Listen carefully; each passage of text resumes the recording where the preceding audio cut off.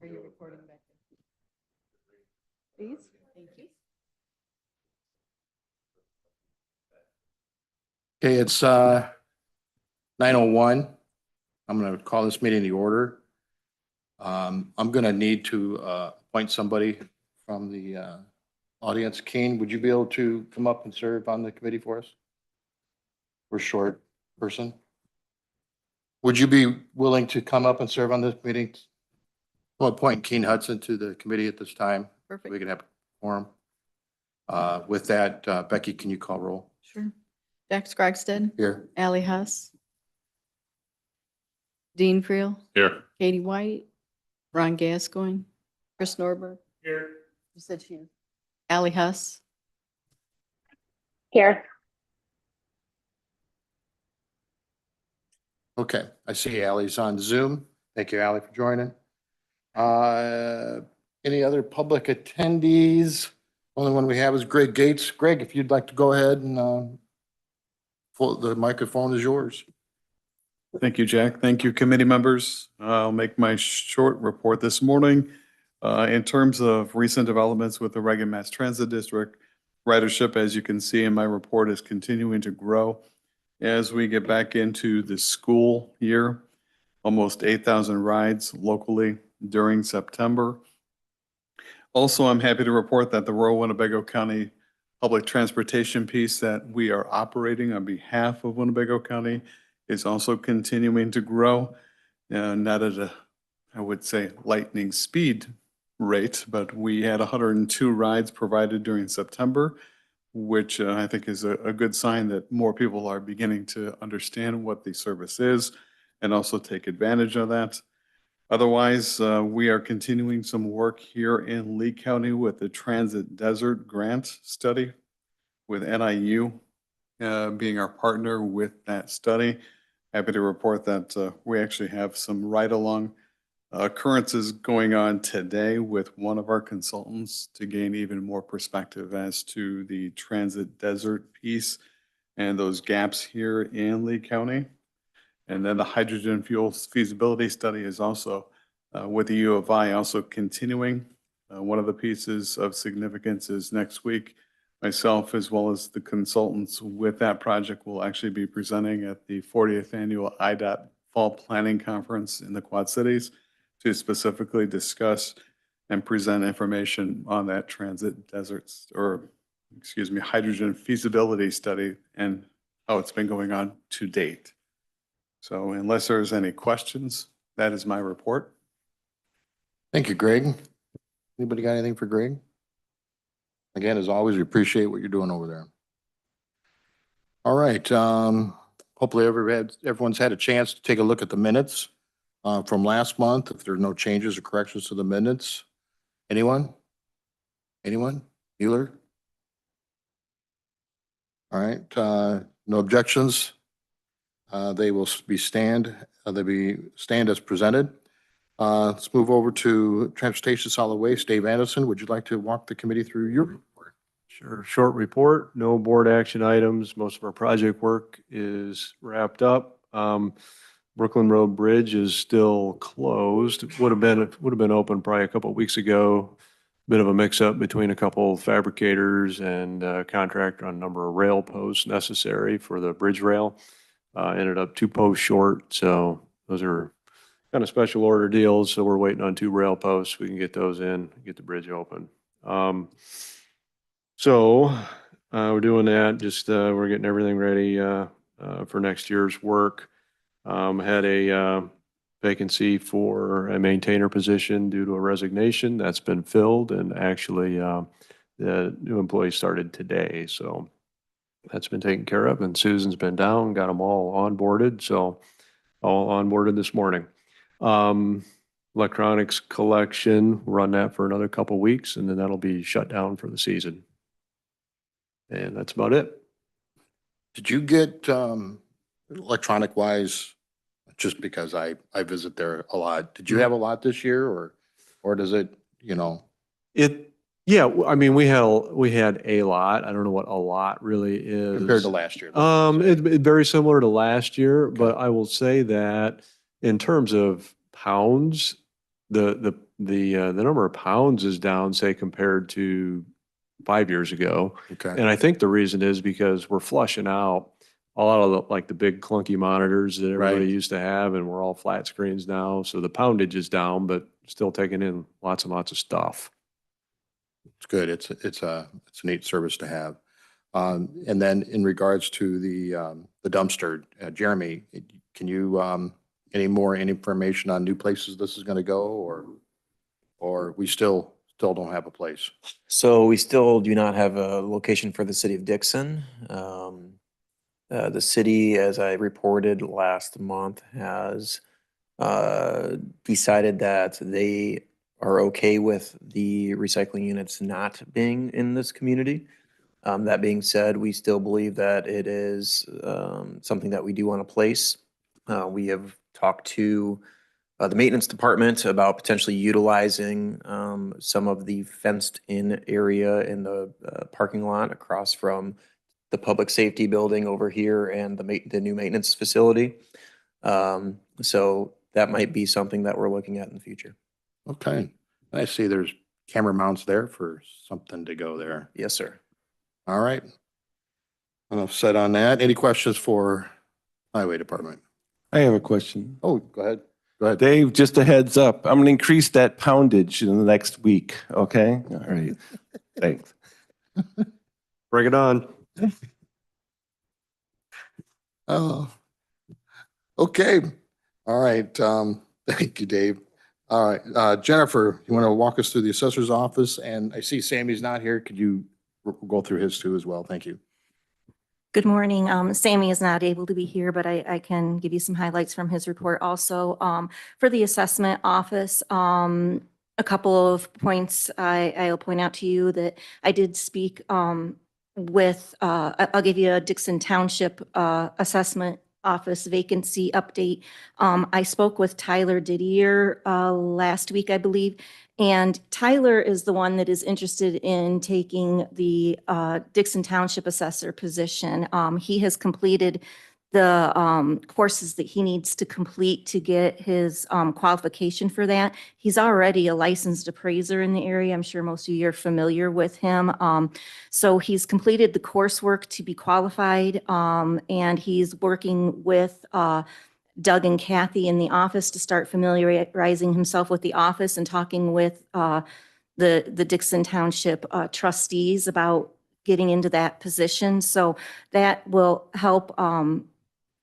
That's good news for the county as the Dixon Township needs would have exceeded our current capacity to absorb. So we're happy to hear that that's moving in a positive direction for the township. So that's my update there. GIS Esri Enterprise Agreement. Last month, I reported that the city of Dixon had approved the agreement with Lee County, and I'm pleased to share that we do have, we've now received those expanded Esri products and licensings.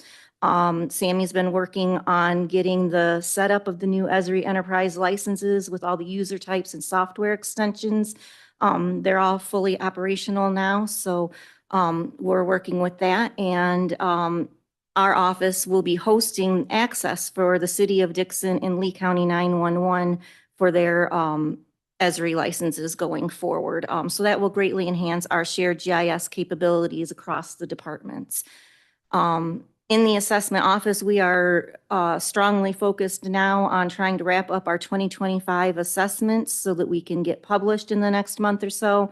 Our annual task lists have been processed and general assessments. Reviews of farmland, farm buildings, residential properties are complete. Our building cost tables have been reviewed and our land review is nearly complete. Our new construction values are in progress, and then the final valuation sheets for quality control will be ran and reviewed prior to publication. So that's kind of a quick wrap up of where we're at, moving towards that goal of publication here soon. And then also this month, we participated in the Homeland Leaders Visit. Sammy and I both participated in that on October 2nd, as a lot of the other offices did in Lee County. And it was a great opportunity to engage with the young youth about local government and potential future careers. I shared an overview of the property tax cycle from the assessment through the tax billing, while Sammy presented on the applications and capabilities of GIS. The students, they really especially enjoyed learning how to look up their own properties on the county website. They really got a kick out of that. Most of them are familiar with using like Google Earth or something like that, but to see what our capabilities were internally and also what is actually available on our public website, they were enjoying that. So I feel that it was a very engaging meeting with them. So then a few other things that the GIS office has been working on. They have completed their land use changes for our 2025 quadrennial reassessment year. So the GIS side of the land use changes have been done. And they, Logan has completed an Esri 6-week cartography, massive open online course and earned a certificate of completion for that. And that was a free online course that Logan has completed. So congratulations to him for that. Farmland values also kind of goes along with the land use changes, and farmland values are something that the GIS department does for us every year before we can publish and move forward each year. So that has been completed also. And the GIS department has been participating with the zoning office on their new permitting software, iWordQ, is that correct? They've been spending a lot of time doing some training with that to get the implementation of the new building and zoning department solution. So they've been working with them quite a lot on that. So that's kind of a quick wrap up of what's been going on in our two offices. Is there any questions? I think that I work program will help you guys immensely as well. I think so, and Communicating, yeah. I'm glad that we're integrating it together and, Right. and GIS is on board from the get-go. And it will, it'll work well with the assessment office too for our inspections and things like that. Okay, all right, any questions for? Nope, okay, all right, Jeremy. Thank you. County Board, you got anything to share with us? Just a couple quick tidbits, and maybe Dave could explain a little bit more, but just so the committee knows and the public knows, the county did win a $783,000 grant through the IDOT Community Project Funding Initiative. We did put in for a handful of grants. One of them was the retaining wall project that we have here at the old courthouse. We did not win that one, but we are still excited to bring in some funds for a road resurfacing project. Dave, did you want to highlight that a little bit? Sure. Yeah, I put in for, can't remember now. I think it was about 5 different projects. One was selected. It'll be on Lee Center Road from Shaw Road to Inlet Road. So it's basically from connects Amboy and Lee Center, essentially is where that road is. And it's a existing seal coat road. We'll pave it, hot mix asphalt, pave it. Have the opportunity to correct some super elevations on some curves there and such. So be a good little project. So we're excited about that win. And then as Jennifer had mentioned, we wrapped up our Hometown Leader program with Illinois Extension and the Farm Bureau folks and 4-H. And we were really excited about that. It was pretty successful. Hoping to do it again with a larger group of kids. But last week we did have our tours of our different departments that we were able to get to. Trying to get to all the departments across the county was going to be very difficult. So we were limited in what we can do. But I am thankful the kids had a chance to go across the street and witness a court hearing. They talked to the public defender's office, the state's attorney's office, as Jen said, downstairs with GIS and the assessment office, building and zoning, as well as maintenance in a handful of different places. I know everybody was trying to get involved, and I do apologize. Some of the departments were missed, but we do appreciate them, and we'll continue to try to build on that for next year. Okay, any questions for Jeremy? Okay, let's move on to County Clerk Recorder. Nancy, would you like to walk us through your report? Sure, good morning. Short report. The biggest is the dates coming up for filing petitions in the election office on the first floor. Starts approximately in 2 weeks, so it's October 27th. The first available time for filing is 8:30, and then it goes until November 3rd, and that filing time goes until 5 o'clock. And that's my report. All righty. Thank you, Nancy. Any question for Nancy? All right, IT Department. Paul, would you like to walk us through your report? Well, I'll go through most of it. The highlights would be Nancy has a new election system and took a little while to work out some initial bugs, but I got to say that the vendor that you chose was very thorough, thoughtful, and patient. So that's a good start to a good partnership and relationship. She did a good job in picking a reliable vendor going forward. So I congratulate Nancy and her team going forward, and I wish her all the luck in that regard. And another substantial project the IT department was working on is the technology for the facility maintenance department. And the only thing we're waiting on now is some parts for the camera install, which was supposed to happen today, but it's going to happen next week. So that would wrap up the technology installation there. We upgraded the 2 existing card readers, or had them upgraded. They got some cameras coming in, and then the Wi-Fi access points in the network for the rest of the technology there. Now, in addition to that, I'd just like to give you a heads up. When you do the second floor or the other spaces there will be some investment, probably more card readers, and then more cameras in addition to the network jacks and ports on the Wi-Fi. So just a heads up there. But that space is built out now, looks pretty nice, and I gotta congratulate Eric and his team. They did a sweet job there. So other projects we're working on are wrapping up some Windows 10 to 11 upgrades through direct operating system upgrades or PC upgrades. And Nancy's new PCs are going to arrive today or tomorrow, and I'm hopefully to stick them in my old office and set them up there for your team there, Nancy. So. And then we've got some other replacements coming in for the jail and a few other offices throughout the county.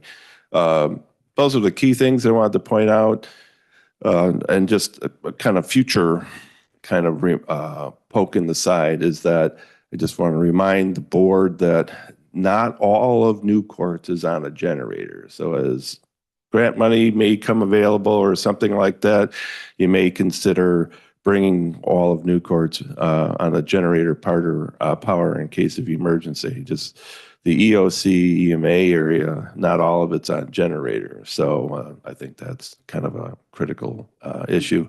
Also, as you build out the facilities maintenance space or whatever you final, the old jail, you'll probably want a generator backup for that facility too. So just keep that in mind going forward. So was there any other questions on my activities or my report? Any questions for Paul? All right, thank you, Paul. Thanks very much.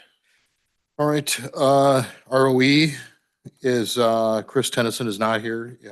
He's not able to attend, but he did provide us with a report. Same thing goes with Veterans Assistant, Jim Gorman. He's not here, but he also did provide a report for him.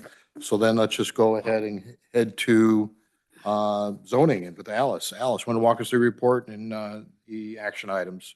Sure. Good morning. Actions going to the zoning hearing officer this month. We have 3 petitions.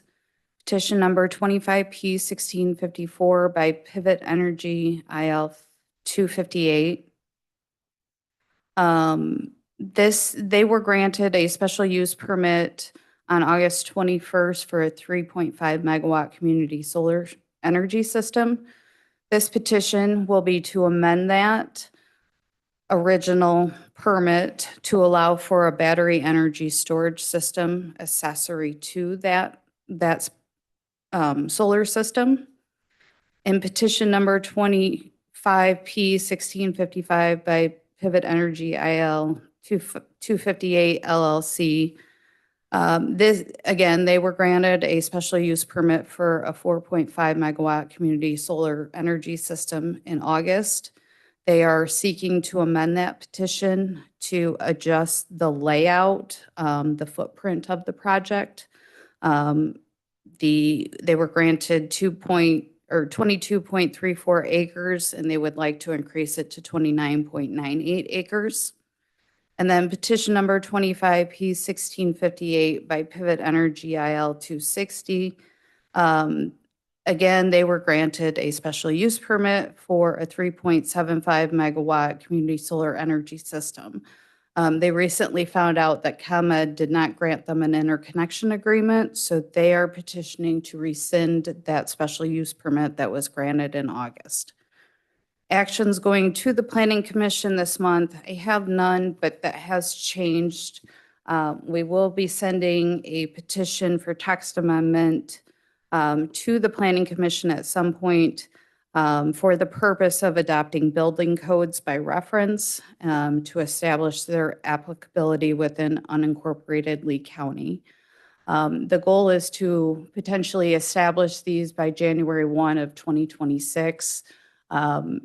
It's not guaranteed that we will meet that target date. So I do ask for some flexibility while we continue to work through that. Actions coming from the zoning hearing officer. We have petition number 25P1651 by Rosie Telez.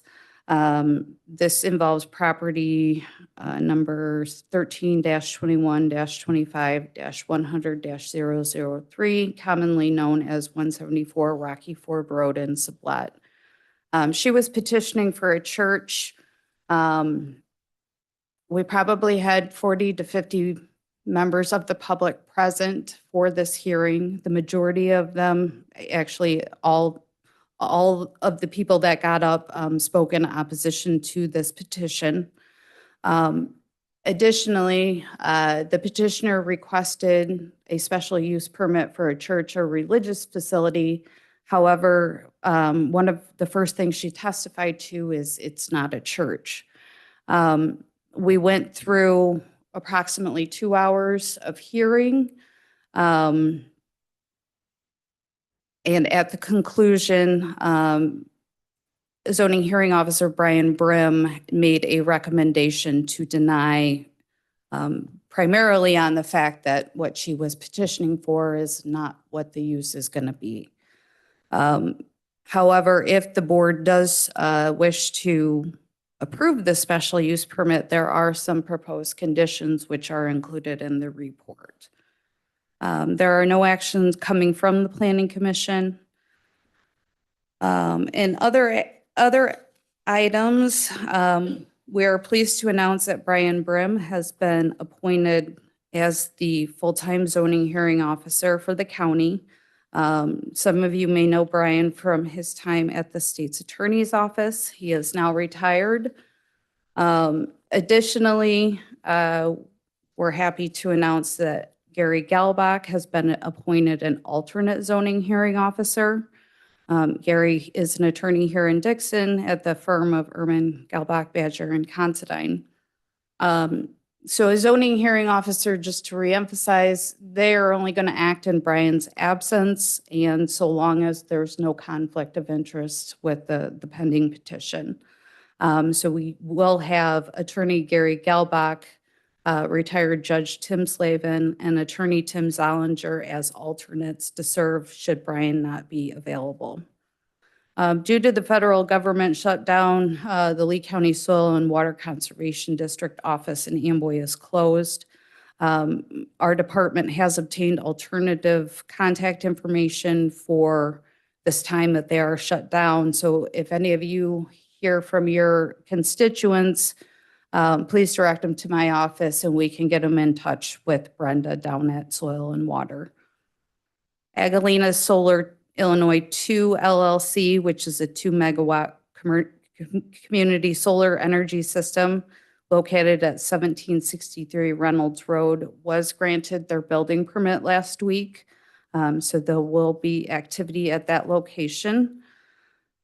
I attended the Illinois Renewable Energy Conference on September 30th and October 1st. The conference focused on all things energy in Illinois, and a lot of the discussion was focused on pending legislation that would not only create standards for standalone battery energy storage systems, but could change siting application fees, change other siting standards, lift the moratorium on nuclear, make some changes to the Rural Energy for America program, and initiate a study of an Illinois-only RTO. So some good, some bad. Other discussions centered on the challenges created by the shortcomings of our regional transmission organizer, PJM.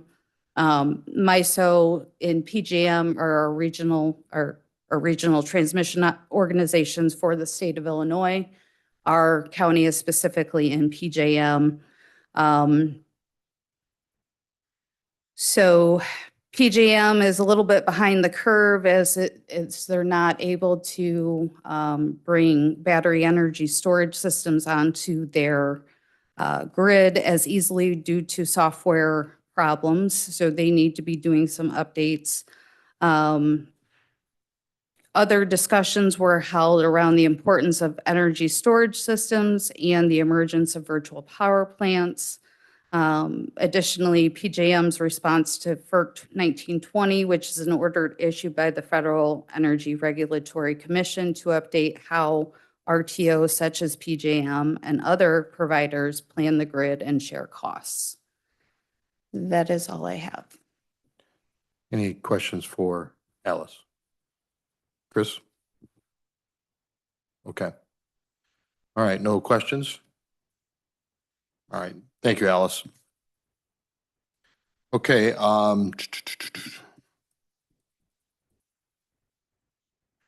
is there a motion to move petition 25P 1651 to the Executive Committee for inclusion on the October County Board agenda?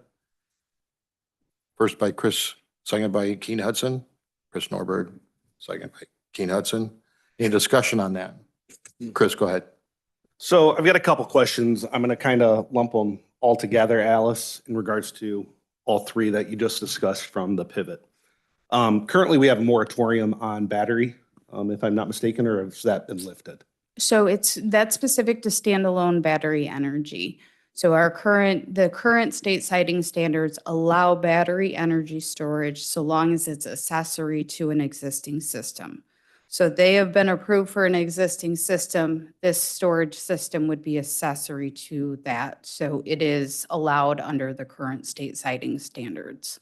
Okay.